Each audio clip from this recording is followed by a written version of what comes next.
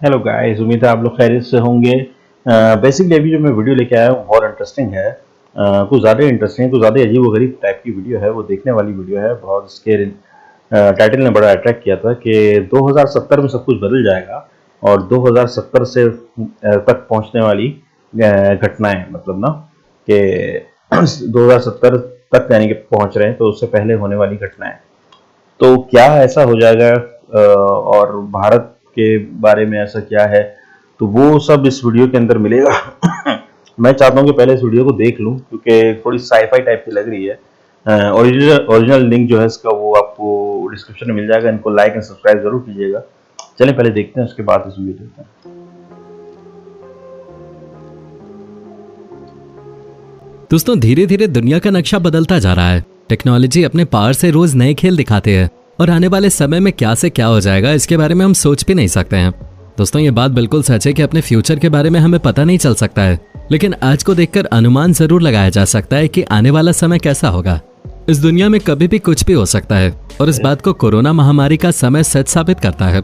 Lockdown लगना और pandemic के समय में जिस तरह से हमने अपनी जिंदगी में बदलाव देखे हैं, हम कह सकते हैं कि लाइफ बहुत ही अनप्रेडिक्टेबल है, लेकिन फिर भी हमें आज में ही जीना है। और आज जिस तरह से बड़ी बड़ी कंपनियां भविष्य को लेकर प्लान बना रही हैं, इस बात से हम सटीक अनुमान तो लगा ही सकते हैं कि आने वाला समय कैसा होने वाला है।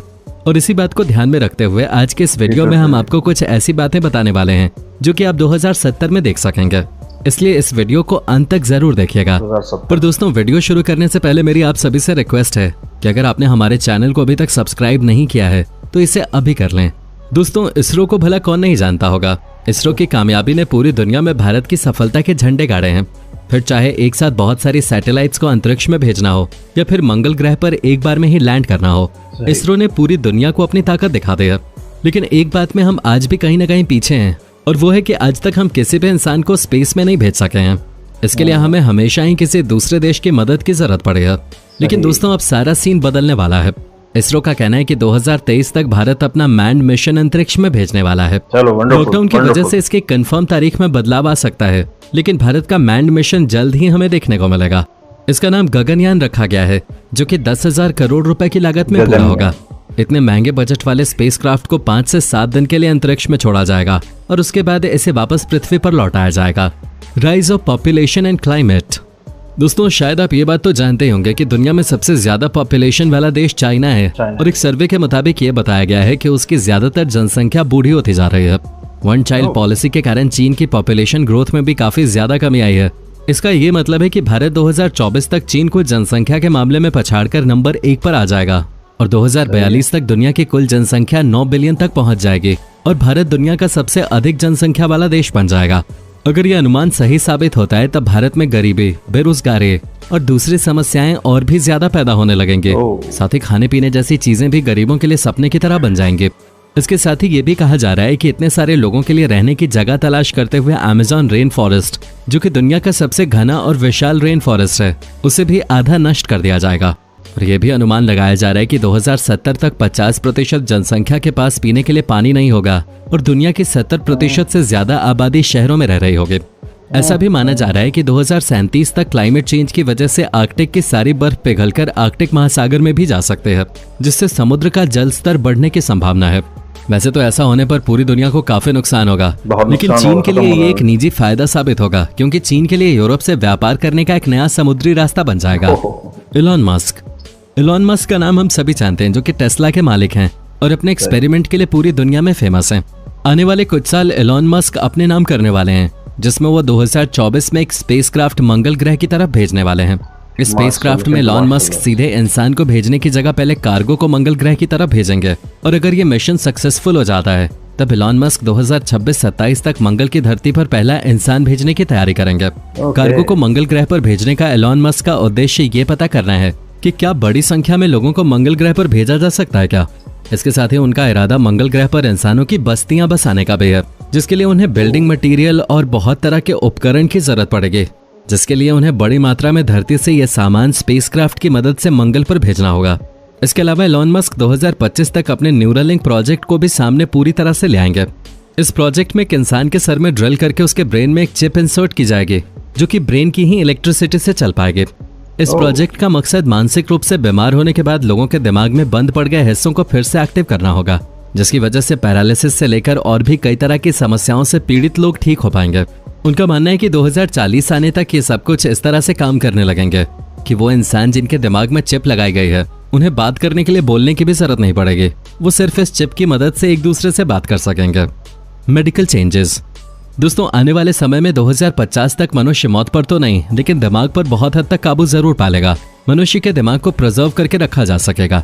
मनुष्य के दिमाग को कंप्यूटर द्वारा जोड़कर हार्ड डिस्क में सेव किया जा सकेगा, साथ ही उसको फाइल के रूप में भी यूज किया जा सकेगा। फ्यूचर में हम मनुष्य के शरीर को तो नहीं बचा सकेंगे लेकिन उसके दिमाग को जरूर सेव कर सकेंगे। जैसा कि हम देख ही रहे हैं कि समय के साथ साथ हर क्षेत्र में विकास बढ़ता ही जा रहा है, तब चिकित्सा का क्षेत्र कैसे पीछे रह सकता है। आने वाले सालों में मेडिकल एरिया में भी काफी ज्यादा विकास होने की संभावना जताई जा रही है, जिसकी वजह से मृत्यु दर को कम किया जा सकेगा और 80 से कम उम्र वाला कोई भी व्यक्ति मौत के मुंह में नहीं जाएगा। इसके साथ ही मेडिकल लाइन इतनी तरक्की कर लेगी कि आज के समय में कैंसर जैसी समस्याओं पर भी जीत दर्ज की जा सकेगी और इन बीमारियों से किसी भी व्यक्ति की मौत नहीं होगी। इसी के साथ सभी प्रकार की बीमारियों के लिए सिर्फ एक टीका ही काफी होगा और हर एक व्यक्ति का हेल्थ रिकॉर्ड मोबाइल पे ही देखा जा सकेगा। टेक्नोलॉजी भी इस तरह तरक्की कर लेगी कि सिर्फ एक क्लिक पर घर बैठे सारे इलाज मौजूद होंगे। Future technology. आने वाले समय में हम लोग आज से 4 गुना ज्यादा टेक्नोलॉजी का इस्तेमाल कर रहे होंगे। जिन कंप्यूटर का आज हम उपयोग करते हैं उनसे कई गुना ज्यादा स्मार्ट कंप्यूटर इस्तेमाल किए जाएंगे। सुपर कंप्यूटर आज के मुकाबले कई गुना तेजी से काम करेंगे, साथ ही रिकॉर्ड रखने वाले हार्ड डिस्क में कई गुना ज्यादा क्षमता होगी। आने वाले समय में नैनो टेक्निक का इस्तेमाल करके आर्टिफिशियल ब्रेन बनाने की भी पूरी तैयारी हो चुकी है। कंप्यूटर इंटरफेस के जरिए कंप्यूटर को दिमाग से जोड़ा जाने लगेगा, जिसकी वजह से हम उन सभी परेशानियों को आसानी से हल कर सकेंगे जिन्हें सिर्फ दिमाग से हल कर पाना संभव नहीं था। कुल मिलाकर हमारा दिमाग ही एक कंप्यूटर बन जाएगा जो कि वैसे ही काम करेगा जैसे आज के समय में कंप्यूटर काम करता है। आने वाले कुछ ही सालों में पेट्रोल का इस्तेमाल भी बंद हो जाएगा और इसकी जगह पर हाइड्रोजन को ईंधन के रूप में इस्तेमाल किया जाने लगेगा। इसके अलावा और भी बहुत सारे ऐसे लिक्विड केमिकल होंगे जिन्हें ईंधन के रूप में इस्तेमाल किया जाने लगेगा, जिनके ऊपर आज से ही तैयारी शुरू हो चुकी है, जो कि आने वाले समय में हमें जल्द ही रिजल्ट के रूप में देखने को मिलेंगे। 2050 तक उड़ने वाली कारों के इस्तेमाल किए जाने की भी पूरी संभावना है। जिस तरह से टेक्नोलॉजी दिन ब दिन तरक्की करती जा रही है, वो दिन दूर नहीं है जब आपको एक जगह से दूसरी जगह जाने के लिए हवाई जहाज का इस्तेमाल नहीं करना पड़ेगा, बल्कि आपकी कार आपको एक जगह से दूसरी जगह उड़ाकर पहुंचा देगी। इन कारों को उतारने के लिए किसी हवाई पट्टी की जरूरत नहीं होगी, बल्कि इन्हें कंप्यूटर से ही कंट्रोल किया जाएगा और इन्हें कहीं भी उतारा जा सकेगा। इतना ही नहीं, एक्सीडेंट होने की संभावनाएं भी काफी ज्यादा कम हो जाएंगी, क्योंकि कंप्यूटर सिस्टम एक्सीडेंट होने से पहले ही कार को कंट्रोल कर लेगा और टक्कर होने से बचा लेगा। दुनिया में इस तरह की कारों को लेकर काफी रिसर्च चल रही है और एक्सपेरिमेंट भी किए जा रहे हैं। ऐसे में उम्मीद है कि आने वाले कुछ ही सालों में हमें उड़ती हुई कार नजर आने लगेगी। इस एक्सपेरिमेंट के सफल होने के पहले ही सेल्फ ड्राइविंग कार आने के आसार ज्यादा नजर आ रहे हैं। बहुत सारी कंपनियां सेल्फ ड्राइविंग कार के निर्माण में लगी हुई हैं और एक्सपेरिमेंट सफल भी हो रहे हैं। ऐसे में उम्मीद की जा सकती है कि आने वाले 10 सालों में ही हमें सेल्फ ड्राइविंग कार हर जगह देखने को मिलेगी। Self driving car road sensor पे डिपेंड करेगी, जिसकी वजह से दुर्घटना होने का खतरा न के बराबर हो जाएगा। आपको बता दें कि कई विकसित देशों में सेल्फ ड्राइविंग मेट्रो ट्रेनें भी चल रही हैं। ऐसे में जल्द ही सेल्फ ड्राइविंग कारें भी सड़कों पर दौड़ती हुई नजर आ सकते हैं।